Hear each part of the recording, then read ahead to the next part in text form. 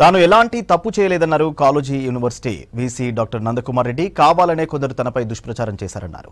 అంగవైకల్యం ఉన్న పీజీ విద్యార్థిని తక్కువ మార్కులు వచ్చాయని తన దగ్గరకు వస్తే ఎగ్జామ్స్ రీవాల్యుయేషన్ చేయించినట్టు తెలిపారు.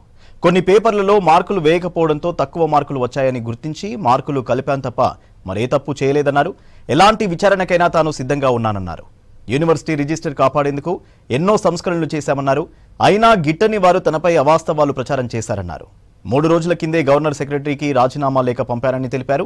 ప్రభుత్వానికి యూనివర్సిటీకి ఎలాంటి మచ్చ రాకూడదనే రాజీనామా చేసినట్టు తెలిపారు వీసీ డాక్టర్ నందకుమార్ రెడ్డి.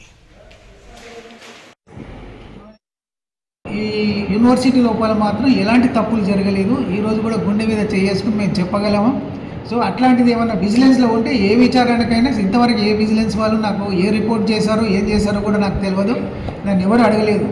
అంతకు నాకే ఇదనిపించి నిన్న నేను చీఫ్ సెక్రటరీ గారి దగ్గర కూడా చెప్పాను. సో నేను 3 days కిందనే నేను అది పంపడం జరిగింది. నార్త్ ఈస్ట్ ఫెస్టివల్ వల్ల గవర్నర్ గారు బిజీగా ఉండ్రి, గవర్నర్ దాంట్లో వాళ్ళ సెక్రటరీకి పంపడం జరిగింది. సో ఇది ఎవరో కావాలని ఒక విధంగా ప్రెస్కి పోయో ఏదో చేపిస్తున్నారు. నాకు అనిపిస్తున్న అనుమానాలు ఏంటంటే మరి ఇంతవరకు వీసీకి ట్రై చేసిన వాళ్ళు ఎవరన్నా తొందరగానే, ఎందుకంటే పుకార్లు అయితే ఉన్నాయి. నేను వచ్చినప్పటి నుంచి ఈయన 6 నెలల కంటే కొంచెం పుకార్లు మాత్రం వింటున్నా నేను. మరి ఇవి ఎంతవరకు సత్యమో అది ఎంతవరకు అబద్ధమో నాకు తెలియదు. ఇంతవరకు మరి ఎవరు చేస్తున్నారనేది నేను ఊహించి చెప్పలేను నేను. బట్ అట్లాంటి పుకార్లు మాత్రం వస్తున్నాయి. నేను ఎవ్రీ ఆల్టర్నేట్ డే కానీ ఎప్పుడు పని ఉన్నా 2 రోజులు ఇక్కడ ఉంటున్నాను. వసతి లేకుండా హోటల్ ఉంటున్నాను. అక్కడ కూడా బ్రాంచ్ ఆఫీస్లో ఉదయం నుంచి రాత్రి వరకు బిజీగానే ఉంటున్నాను. దానివల్ల చాలా మందికి ఉపయోగం, చాలా మందికి ఉపశమనం, చాలా మందికి అది మొదటి నుంచి ఉంది. ఎన్టీఆర్ యూనివర్సిటీ లోపల నేను 2010 to 15 ఈసీ మెంబర్ ఉన్నప్పటి నుంచి కూడా అక్కడ బ్రాంచ్ ఆఫీస్ ఉంది. మధ్యకాలం లోపల మన పాత వీసీ గారు అక్కడ దాని కొరకు అడ్వాన్స్ ఇచ్చి పెట్టారు, కానీ అది ఓపెన్ చేయలేదు.